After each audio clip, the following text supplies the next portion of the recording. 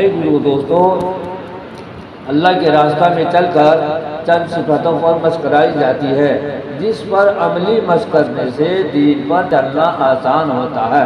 اس کو رکھنے کی جگہ انسان کا دل ہے اور اظہار کرنے کی جگہ انسان کی زبان ہے۔ وہ پہلی صفت ایمان ہے، دوسری صفت نماز ہے، تیسری صفت علم ذکر ہے، چوتھی صفت اکرام مسلم ہے، پانچویں صفت اللہ سے نیت ہے، چھٹی صفت دعوت اللہ ہے، اور پرہیز کے طور پر لایانی سے بھی بچنا ہے۔ بھائی دوستو، یہ چھ صفات جو ہے، ایسے تو یہ چھ صفات بتایا گیا کہ یہ چھ صفات پورا دین نہیں ہے، اس پر عمل کریں گے تو پورا دین پر چلنے کی استعداد پیدا ہوگی۔ بھائی دوستو، یہ چھ صفات کو اپنے اندر لانے کے لیے تین کام کرنے ہوں گے: دعا کرنا اور مشق کرنا اور دعوت دینا۔ دعوت بھی 5 لائن سے دعوت دینا ہے، ہر وقت دعوت دینا ہے، ہر جگہ دعوت دینا ہے، ہر حال میں دعوت دینا ہے، ہر ایک کو دعوت دینا ہے، ہر عمل سے دعوت دینا ہے۔ بھائی دوستو، ایمان کے بغیر ہم اللہ کو پہچان نہیں سکتے، ایمان کے بغیر ہم اللہ کو پہچان نہیں سکتے، اور نماز کے بغیر ہم اللہ کے حق کو ادا نہیں کر سکتے، اور علم کے بغیر ہم اللہ کی منشا کو پہچان نہیں سکتے، اور ذکر کے بغیر ہم اللہ کے حق کو ادا نہیں کر سکتے، اور اکرام کے بغیر ہم کچھ بچا نہیں سکتے، اور اخلاص کے بغیر ہم اللہ سے کچھ لے نہیں سکتے، اور دعوت کے بغیر انسانیت کو کچھ دے نہیں سکتے۔ بھائی بزرگو دوستو، ایمان سے یہی چاہا جاتا ہے کہ ہمارے دلوں کا یقین صحیح ہو جائے، یعنی اللہ سے ہونے کا یقین ہمارے دل میں 100% آ جائے، اور غیر اللہ سے ہونے کا یقین ہمارے دل سے 100% نکل جائے۔ ایمان کا بول ہے لا الہ الا اللہ محمد رسول اللہ۔ ان 4 باتوں کا دھیان رکھنا ضروری ہے۔ کلمے کا الفاظ صحیح یاد ہو، اس کے معنی کا پتہ ہو، اس کے مطلب کا علم ہو، اس کو جو تقاضا ہے اس پر عمل کرے۔ بھائی بزرگو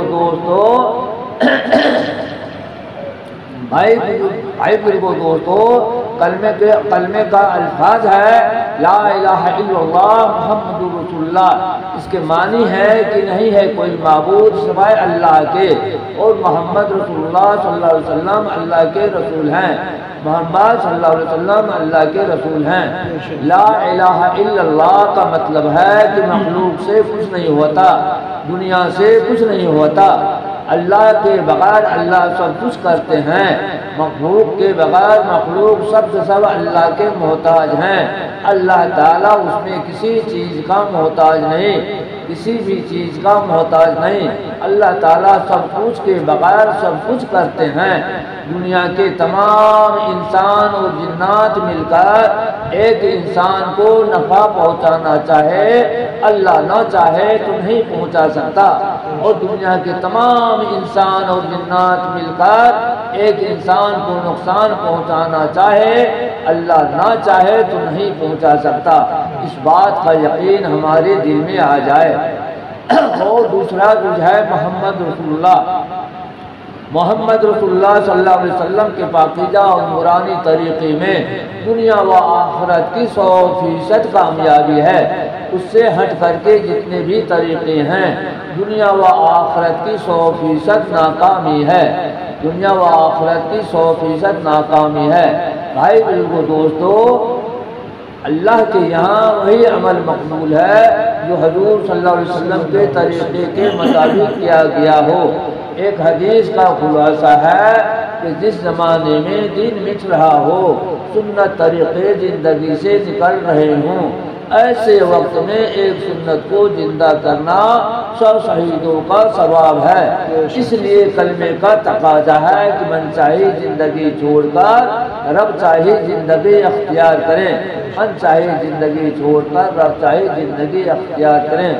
حضور صلی اللہ علیہ وسلم فرماتے ہیں کہ قسم ہے اس ذات پاک کی جس کے قبضہ میں میری جان ہے، ساتوں طبق آسمان اور ساتوں طبق زمین، زمین پر جتنی بھی چیزیں ہیں وہ سب کے سب، اور زمین کے اندر جتنی بھی چیزیں ہیں وہ سب کے سب ایک پلڑا میں رکھ دیا جائے اور لا الہ الا اللہ کا اقرار دوسری جانب ہو تو یہ ڈوب جائے گا۔ بھائی بزرگو دوستو، ایک حدیث کا خلاصہ ہے کہ جب تک لا الہ الا اللہ کہنے والا دنیا میں موجود رہے گا قیامت نہیں ہوگی، اور دوسری حدیث میں بتایا گیا ہے جب تک اللہ اللہ کہنے والا دنیا میں رہے گا تو قیامت نہیں ہوگی، قیامت نہیں ہوگی۔ بھائی بزرگو دوستو، بھائی بزرگو دوستو، قیامت نہیں ہوگی۔ بھائی بزرگو دوستو، اگر بتا رہے ہیں کہ ہم چلتے پھرتے ہماری زبان سے سبحان اللہ، الحمدللہ، اللہ اکبر، یا رحمۃ اللہ، یہ ہمارے زبان سے چلتا رہے، یہ ہمارے زبان سے یہ چلتا رہے۔ بھائی بزرگو دوستو، اس لیے ہم امت میں چل پھر کر کے ایمان کی خوب دعوت دیں، خوب دعوت دیں، اپنے گھر میں، محلے میں، پڑوس میں جہاں بھی جائیں ایمان کی خوب دعوت دیں، اور ایمان کی حقیقت کو دعاؤں کے ذریعے رو کر کے اللہ سے خوب مانگیں۔ اور دوسرا ہے نماز۔ نماز سے یہی چاہا جاتا ہے کہ ہمارے 24 گھنٹے کی زندگی والی صفاتیں سالات پہ آ جائے، یعنی نماز کے ذریعے ہم اللہ سے لینے والے بن جائیں۔ یعنی جس طرح سے نماز ہم اللہ کے حکم کے مطابق، حضور صلی اللہ علیہ وسلم کے طریقے کے مطابق پڑھتے ہیں، اس کے خلاف نہیں کرتے، اسی طرح سے نماز کی باہر والی بھی زندگی ہم اللہ کے حکم کے مطابق اور حضور صلی اللہ علیہ وسلم کے طریقے کے مطابق ہم گزارنے والے بن جائیں اور ہم ہر گناہ سے بچ جائیں۔ بھائی بزرگو دوستو، نماز جو ہے، نماز مومن کا معراج ہے، نماز حضور صلی اللہ علیہ وسلم کا آنکھوں کا ٹھنڈک ہے، نماز جو ہے نماز قبر کی روشنی ہے، نماز صراط کے راستہ پہ دیکھ طرف گزارنے والی ہے، اور نماز جو ہے ہمیشہ ہمیشہ جہنم سے بچا کر کے ہمیشہ ہمیشہ کے لیے جنت میں داخل کروانے والی ہے۔ بھائی دوستو، بھائی دوستو، دنیا میں جو کچھ اترتا تھا وہ جبرائیل علیہ السلام کے ذریعے اترتا تھا۔ جب نماز کا وقت آیا تو اللہ تعالیٰ نے اپنے معصوم نبی کو اپنے حضوری میں بلا کر کے تحفے کے طور پر 5 وقت کا نماز دیا۔ جب نماز لے کر کے آئے اپنے صحابہ سے کہنے لگے کہ اے صحابہ، اللہ تعالیٰ نے تحفے کے طور پر یہ 5 وقت کا نماز دیا۔ تو صحابہ لوگ بڑی خوشی ہوئے، کہنے لگے اب تو براہ راست نماز کے ذریعے ہم اللہ سے لینے والے بن گئے۔ بھائی بزرگو دوستو، صحابہ رضی اللہ عنہ نے 2 رکعت نماز پڑھ کر کے خچر کو زندہ کر لیا، 2 رکعت نماز پڑھ کر کے باغوں میں پانی برسا لیا، 2 رکعت نماز پڑھ کر کے چکی کو چلا لیا۔ بھائی بزرگو دوستو، نماز جو ہے، نماز ہر مسلمان مرد عورت عاقل بالغ پر دن رات میں 5 وقت کا فرض ہے۔ اللہ تعالیٰ فرماتے ہیں کہ جو یہ 5 نمازوں کو اپنے وقت پر ادا کرتا ہے تو اس کے لیے ہم 5 طرح سے اعزاز و اکرام کرتے ہیں۔ سب سے پہلے اس کی رزق کی تنگی کو ہم دور کر دیتے ہیں، دوسرا عذاب قبر ہٹا دیتے ہیں، تیسرا نام اعمال دائیں ہاتھ میں دیے جائیں گے، چوتھا وہ صراط کے راستہ بھی دیکھ طرف گزر جائیں گے، پانچواں بنا حساب کتاب وہ محفوظ رہیں گے۔ بھائی بزرگو دوستو، اس لیے ہم امت میں چل کر کے نماز کی خوب دعوت دی جائے، نماز کی خوب دعوت دیں اور نماز کی حقیقت کو دعاؤں کے ذریعے رو کر کے اللہ سے خوب مانگیں۔ اور تیسرا ہے علم ذکر۔ ان میں سے یہی چاہا جاتا ہے کہ ہمارا اللہ اس وقت اس حال میں مجھ سے کیا چاہتا ہے، اس کا تحقیق کرنا اور معلوم کر کے اس کو پورا کرنا۔ دور صحابہ میں ایک علم تھا جو 100% امت کو اللہ کے حکم پر کھڑا کیا ہوا تھا۔ وہ کیا تھا؟ وہ فضائل والا علم تھا۔ جب سے فضائل والا علم اس امت سے نکلا، امت میں نماز جیسا ایک اہم فریضہ بھی باقی نہ رہا۔ پھر سے یہ فضائل والا علم کو امت میں چل کے زندہ کرنا ہے۔ بھائی بزرگو دوستو، علم 2 طرح کا ہے، ایک فضائل والا علم ہے اور ایک مسائل والا علم ہے۔ فضائل والا علم سے عمل کا شوق پیدا ہوگا اور مسائل والا علم سے اپنے مسلک کے معتبر علماء سے سیکھ کر کے اس پر عمل کریں۔ بھائی بزرگو دوستو، علم سیکھنا ہر مسلمان مرد عورت عاقل بالغ پر فرض عین بتایا گیا ہے۔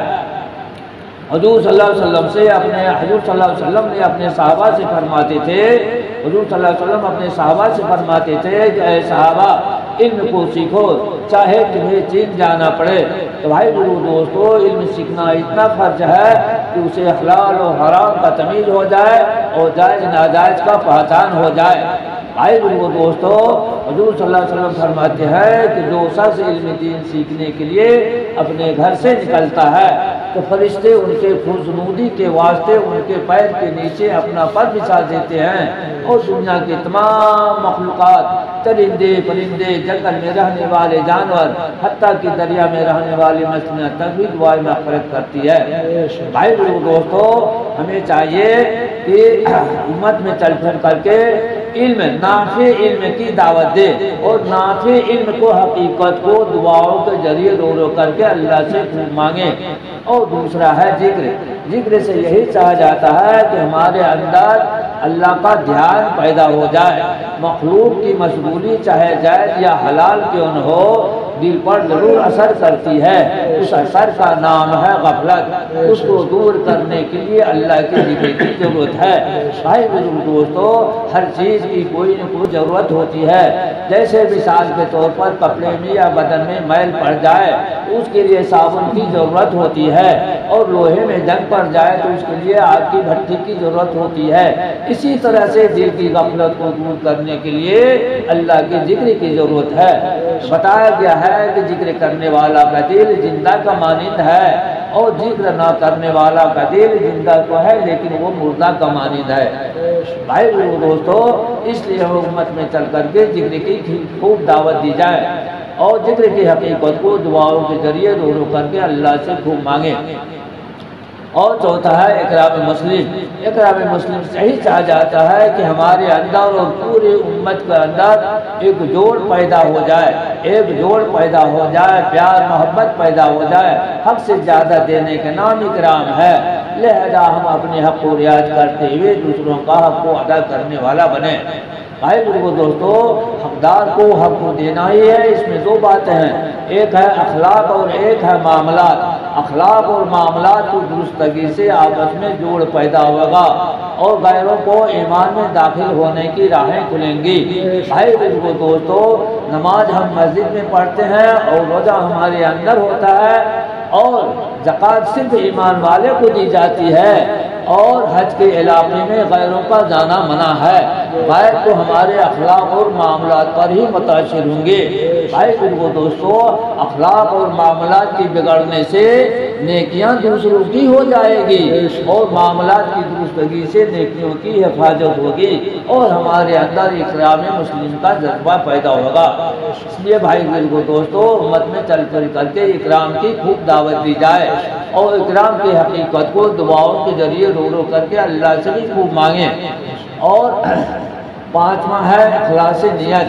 اخلاص نیت سے یہی چاہا جاتا ہے کہ ہمارے اندر للہیت پیدا ہو جائے، یعنی جو بھی کام کرے ہم اللہ کی رضا کے لیے کریں، ہمارے اندر کوئی دکھلاوا نہ ہو، کسی دوسرے کو راضی کرنے کی نیت نہ ہو۔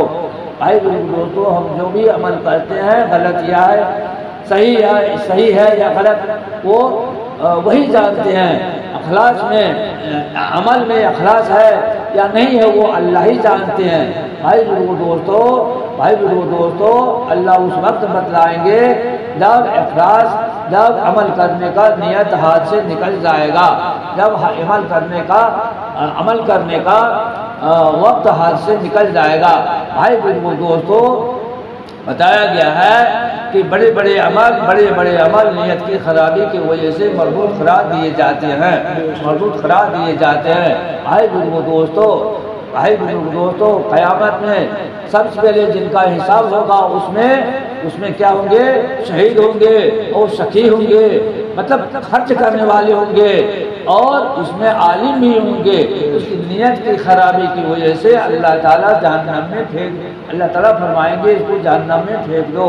بھائی دوستو، اس لیے ہم اپنی جو بھی کام کریں اخلاص کے ساتھ، خلوص نیت کے ساتھ کریں، اور امت میں چل پھر کر کے اخلاص کی دعوت خود دے، اخلاص کی دعوت دے اور اخلاص کی حقیقت کو دعاؤں کے ذریعے رو رو کر کے اللہ سے بھی خوب مانگیں۔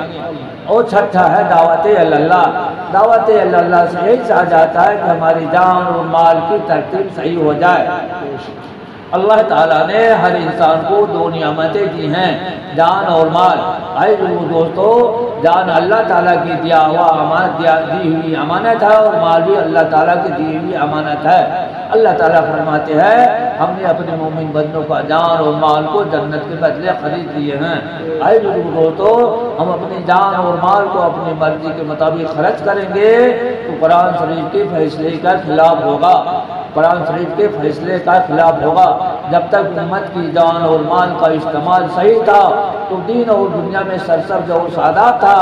جب سے استعمال غلط طریقے سے ہونے لگا تو غیر مشروع طریقے سے دین زندگیوں سے نکلتا چلا گیا۔ اور سیرت اٹھا کر کے دیکھو کہ حضور صلی اللہ علیہ وسلم اور صحابہ رضی اللہ عنہم نے جان اور مال کو کہاں لگایا۔ پتہ چلے گا کہ اپنے آپ کو سب سے زیادہ دین پہ لگایا ہے، اس کے بعد اپنے بیوی بچوں پر لگایا ہے، اس سے بھی بچا تو ضرورت مندوں پر لگایا ہے۔ آئے دوستو، اگر ہم بھی اس طرح سے کریں گے تو اللہ تعالیٰ بنا محنت کے مال دیں گے اور بنا مال کے چیزیں دیں گے اور بنا چیزوں کے کام بنائیں گے۔ اس کے لیے ہماری جان اور مال کی ترتیب صحیح ہو جائے، ہماری جان اور مال کی ترتیب صحیح ہو جائے، اس کے لیے بزرگان دین نے ایک ترتیب بتائی ہے کہ زندگی کی مشغولی سے نکل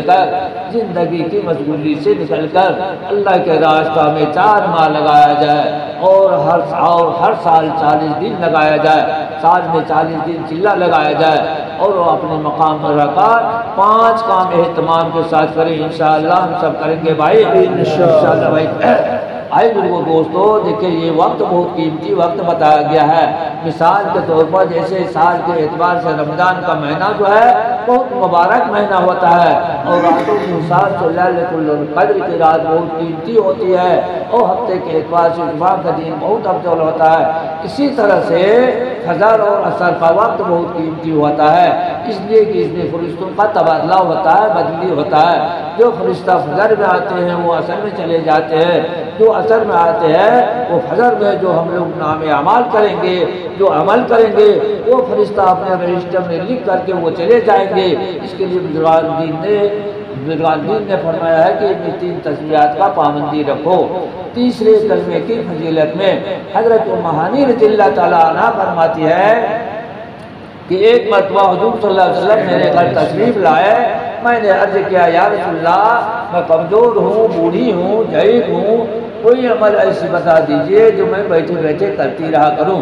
تو آپ صلی اللہ علیہ وسلم نے فرمایا کہ 100 مرتبہ سبحان اللہ پڑھو، اس کا ثواب اتنا ہے کہ گویا تم نے اسماعیل علیہ السلام کے خاندان میں سے 100 غلام آزاد کیا، اور 100 مرتبہ سبحان اللہ الحمدللہ پڑھو، اس کا ثواب اتنا ہے کہ گویا تم نے 100 عربی گھوڑا جن لگاما سامان جہاد میں دیا، اور 100 مرتبہ اللہ اکبر پڑھو، اس کا ثواب اتنا ہے کہ گویا تم نے 100 اونٹ قربانی میں ذبح کی اور وہ قبول ہو گئی۔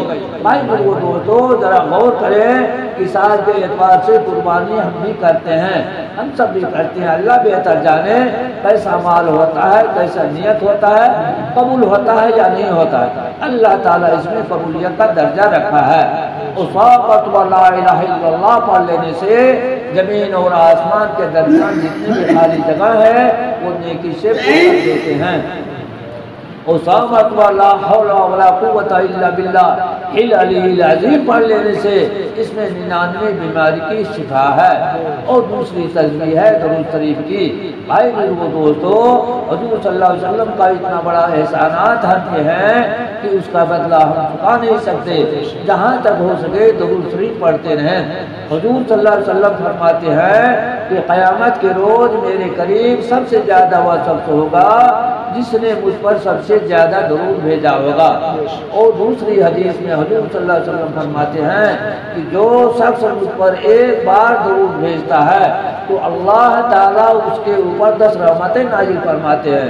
اور 10 خطائیں معاف کر دیتے ہیں اور جنت میں اس کے لیے 10 درجہ بلند کر دیتے ہیں اور 10 نیکیاں بھی لکھ دی جاتی ہے۔ اور تیسری تسبیح ہے استغفار کی۔ بھائی میرے دوستو، ہم گنہگار ہیں، چلتے پھرتے اٹھتے بیٹھتے ہم سے گناہ ہو ہی جاتی ہے۔ حضور صلی اللہ علیہ وسلم معصوم سے گناہوں سے پاک تھے، انہوں نے بھی 70 مرتبہ 80 مرتبہ روزانہ صبح شام استغفار پڑھا کرتے تھے۔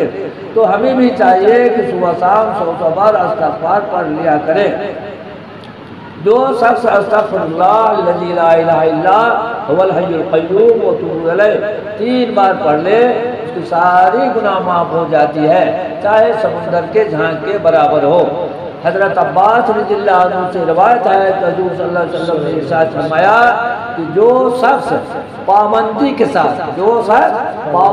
ساتھ استغفار پڑھتا ہے تو اللہ تعالیٰ اس کو ہر تنگی سے نکلنے کا راستہ بنا دیتے ہیں اور ہر غم سے اسے نجات عطا فرماتے ہیں اور اسے ایسی جگہ سے رزق عطا فرماتے ہیں کہ جہاں سے اس کو غبار بھی نہیں ہوتا۔ بھائی دوستو، ہمیں چاہیے کہ صبح شام قرآن شریف کی تلاوت کر لے اور موقع محل مضمون دعاؤں کا اہتمام کریں۔ اللہ تعالیٰ کا رسول سے زیادہ عمل کی توفیق عطا فرمائے۔ سبحان اللہ بحمدہ، سبحانک اللہم و بحمدک، اشہد ان لا الہ الا انت، استغفرک و اتوب الیک۔ سبحان ربک رب العزت عما یصفون وسلام علی المرسلین والحمد للہ رب العالمین۔